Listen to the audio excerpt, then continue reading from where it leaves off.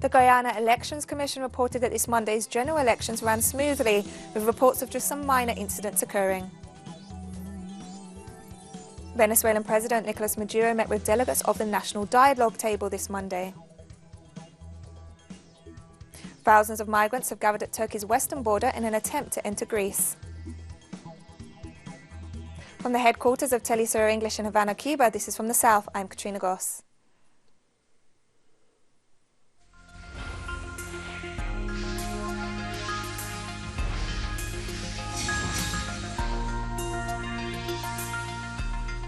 And we begin in Guyana, which saw general elections this Monday. The Guyana Elections Commission held a press conference a short time ago in which it offered details of the voting process today. Over 600,000 Guyanese were eligible to vote in over 2,000 polling stations across the country. Voters were set to elect 65 members of the National Assembly for a 5-year term. The leader of the coalition or party securing the largest parliamentary majority will become the country's president. According to the Elections Commission, the process ran smoothly with just a few minor incidents reported during the day. Initial results are expected from midday tomorrow. At the end of that journey. And I am very pleased today. I visited several polling stations. Of course, there were long lines, but the GCOM staff, senior officers, they came forward and assisted. And quickly, the lines disappeared. So, until now, we have not heard about anything untoward. Of course, there were minor incidents, but nothing incidental. However, we are about to later to have our tabulation. At this time, I would urge members of the media not to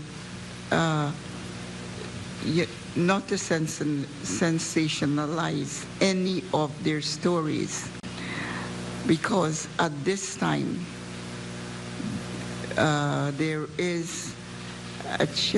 we're in a charged atmosphere, and so we have to be careful how we go about spreading stories. We must always verify our stories before we publish them.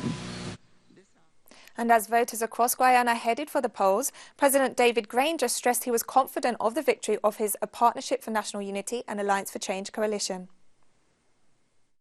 I'm very confident that the party which I lead, the coalition which I lead, will be successful. And I'm confident also that the process which has been put in place by the Elections Commission under the chairmanship of Justice Claudia Singh will be efficient. The observers are in the country from all around the world, and Guyana today will demonstrate that it's a democratic country and it is capable of conducting elections efficiently and credibly in accordance with the law and the Constitution. And Irfan Ali, leader of the opposition People's Progressive Party, also expressed his confidence in victory. So we are very confident. We are very, very confident that the results will be in our favor, and we'll be able to move our country together for every Guyanese and build a strong Guyana. Thank you. And voters in Guyana headed to the polls amid political tensions between the two leading parties. Current President David Granger lost a vote of no confidence in December 2018 due to accusations that he favoured ExxonMobil in negotiations on recently discovered oil reserves. Granger was supposed to call elections within 90 days, but in February 2019, the Electoral Commission said it was unable to organise elections by March of that year, and the vote was delayed until now. To explain some of the context in which the elections took place in Guyana today, we spoke earlier with Cuban professor and writer Dr. Luis Suarez. To begin with, we asked him about the two main parties in the country and what they represented. As a matter of fact, to speak about the rival forces in this election, we would have to mention in the first place the two leading traditional parties.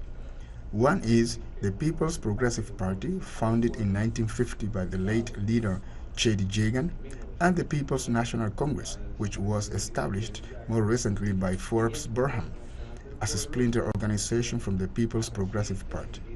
Burham was the first prime minister of what is called now the Cooperative Republic of Guyana.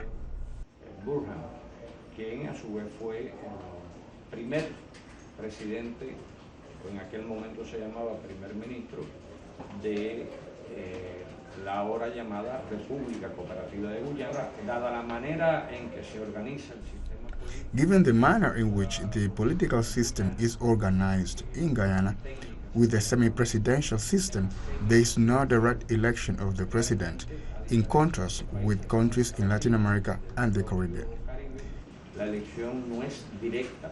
Y también siempre es importante acentuar que algunos piensan que para infortunio It is also important to highlight that unfortunately the divisions within the political parties have had an ethnic and racial background. The PPP, for instance, has traditionally grouped the Guyanese from Indian descent. These are the people whose origin can be traced to the British colonial times when they came to settle in what was then called British Guyana.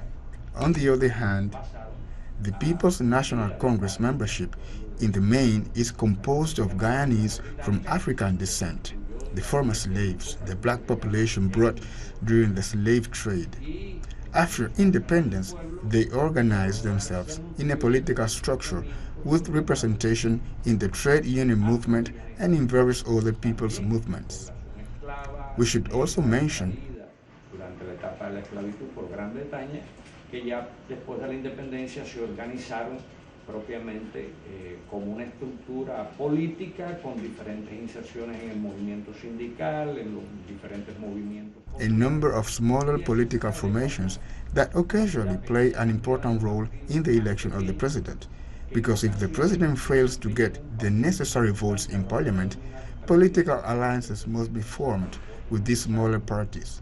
So this issue must be taken into account, as the system in Guyana is different from the presidentialist and parliamentary systems. That is why the Guyanese is called semi-presidentialist system. A los sistemas presidenciales y diferente a los sistemas parlamentarios, por eso es que se le llama semi-presidencial. The recently discovered oil reserves Guyana's ambiguous participation in CARICOM and its position towards Venezuela are just some of the issues that have plagued the present government and will pose challenges going forward. We also asked Professor Luis Suarez what he believed influences the country's positions on these issues. Guyana ha tenido durante este gobierno una posición, vamos a decir, during this government, Guyana has had an ambiguous position in some cases when siding with CARICOM or not. This has been the case, in particular, with issues like the Group of Lima, promoted by the United States in the Organization of American States. Como el Grupo de Lima. Ahí sí, el gobierno de Guyana ha participado en algunos. The Guyanese government has participated in some meetings of the Group of Lima. It has also supported certain resolutions at the Organization of American States, which have been described as aggressive towards the Bolivarian Revolution, led by President Nicolas Maduro. Y eso ha determinado también que Estados Unidos, como parte de su política histórica. This explains the U.S. historical policy of exacerbating differences over the Essequibo territorial dispute between Guyana and Venezuela. Alrededor de el control de la llamada zona del Essequibo. Estados Unidos siempre ha tratado de debilitar el funcionamiento de la CARICOM. The United States has always attempted to weaken CARICOM. The United States has supported and continued to support Latin American governments which ended up breaking UNASUR, because Guyana is also part of UNASUR. In this regard, the United States has also tried to weaken the Community of Latin American and Caribbean States, CELAC.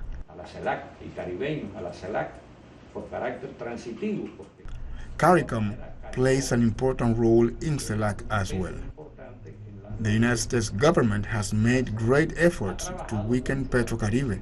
As a matter of fact, This is one of the top lines within the present U.S. strategy, but it started under the Obama administration. Trump en estos momentos, que fue una política que comenzó desde la administración de Barack Obama. So we have to take into account all these elements, as well as the fact that Caribbean and Latin American countries will be involved in 16 elections this year. 2020 tiene 6-7 procesos electorales. It doesn't take a rocket scientist to figure out that the United States and its regional allies will try to use every means at their disposal, as they did in Dominica and the elections taking place last year, to try to defeat those progressive governments, those progressive political forces in these countries, which have had a systematic and a more committed involvement and participation with ALBA, with UNASUR, with Petrocaribe and CELAC. That is why it is important to pay close attention to the results of the elections in Guyana today.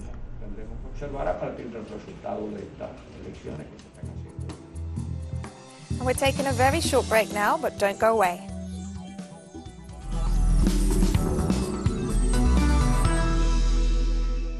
Welcome back.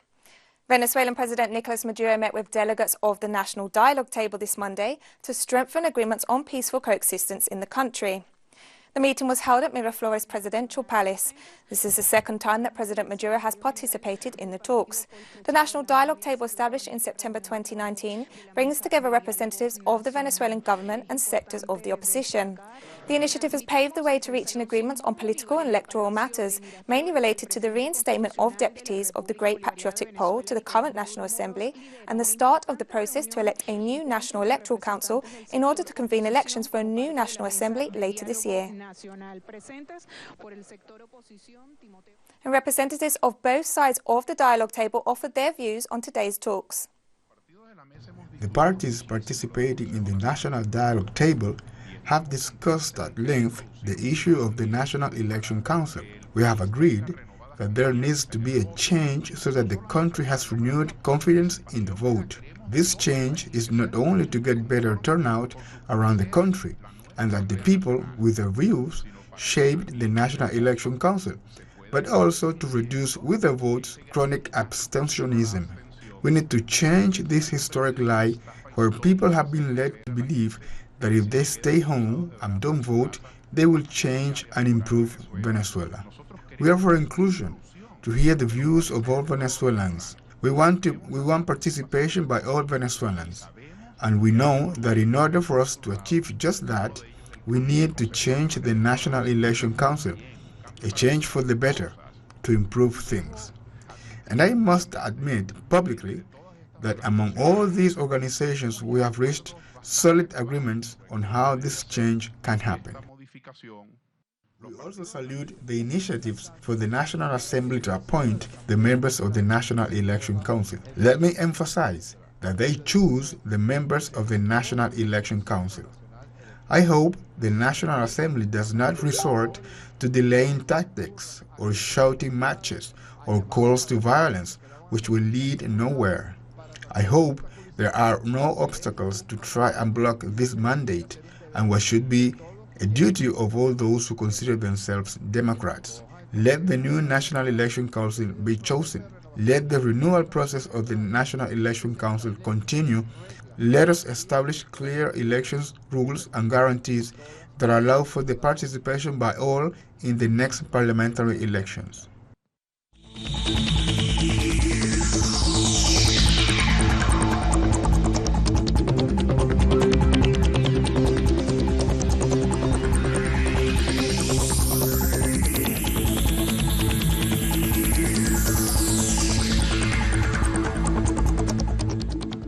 The Director General of the World Health Organization, Tedros Adhanom Ghebreyesus, explained that in the last 24 hours, there were almost 9 times more COVID-19 cases reported outside of China than within the country.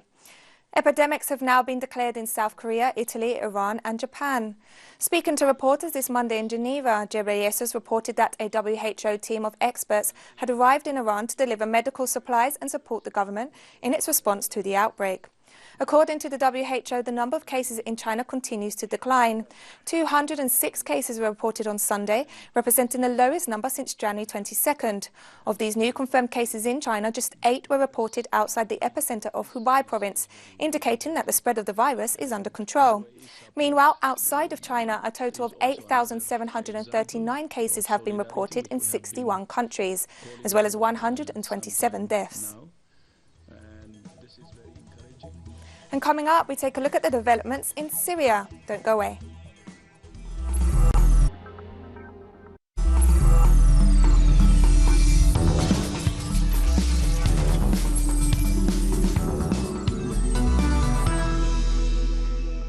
Welcome back. Senator from Minnesota, Amy Klobuchar, announced this Monday that she was dropping out of the Democratic presidential race. The senator has not won any of the previous primaries or caucuses and fell to 6th place in South Carolina's primary on Saturday. She announced that she will endorse former Vice President Joe Biden. Having portrayed herself as a moderate candidate, Klobuchar now follows former mayor of South Bend, Indiana, Pete Buttigieg, who also called off his campaign on Sunday. The remaining candidates face the biggest challenge tomorrow on what is known as Super Tuesday, when 14 states vote to decide on who should be the Democratic candidate to run against current President Donald Trump. On this topic. Thousands of migrants and refugees gathered at Turkey's western border on Monday morning, trying to enter Greece by land or sea, after Turkey declared its borders were open to migrants hoping to enter the European Union. A young boy died when a makeshift boat packed with dozens of migrants capsized off the coast of Lesbos, the Greek Coast Guard reported. Turkish President Recep Tayyip Erdogan said the country had opened the doors to Europe in a bid to pressure the EU over the conflict in Syria and its humanitarian consequences. The United Nations reported at least 13,000 people had gathered on Turkey's land border, the vast majority apparently from Afghanistan. Russian President Vladimir Putin will meet his Turkish counterpart Recep Tayyip Erdogan during a one-day visit to Russia on Thursday. The visit comes at a time of heightened tensions between Ankara and Moscow over the escalation of clashes with the Syrian government forces in northwestern Idlib province. Kremlin spokesperson Dmitry Peskov said the situation in Idlib would become clearer after the meeting between the two leaders, adding that the Russian and Turkish armies have maintained close contacts. Peskov said Russia's position during the upcoming talks will be absolutely consistent and unchanged from what was stated at various levels by both President Putin and Foreign Minister Sergei Lavrov, as well as a delegation that has held talks with Turkish representatives in recent days.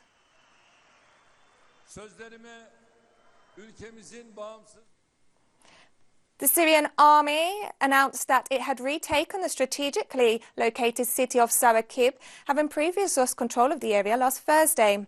Sarakib in the province of Idlib has a strategic significance as it overlooks the 450-kilometre-long M5 highway. It also connects the M4 and M5 highways, linking Aleppo with other government-held towns and cities. Syria's official news agency Sana reported on Monday that Syrian troops and their allies had entered the city of Sarakib after violent clashes with extremists. And this Monday saw legislative elections in Israel. Exit polls gave Prime Minister Benjamin Netanyahu a narrow lead over his rival Benny Gantz. Netanyahu said the result was a great victory for Israel. However, his right-wing bloc could still be one seat short of being able to form a governing coalition. Neither of the two main party leaders was able to command a majority in the 120-seat parliament following the last two elections. Netanyahu is Israel's longest-serving prime minister, seeking a record 5th term, having been in office from 1996 to 1999 and again from 2009. The election took place 2 weeks before Netanyahu is due in court to face corruption charges. The initial results are expected on Tuesday, and exit polls have been inaccurate in the past.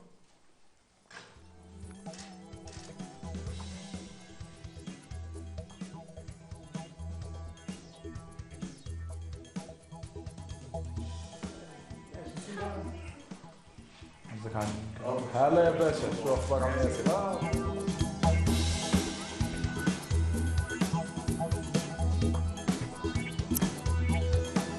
And we've come to the end of this news brief. You can find more on this and other news on our website at telesurenglish.net.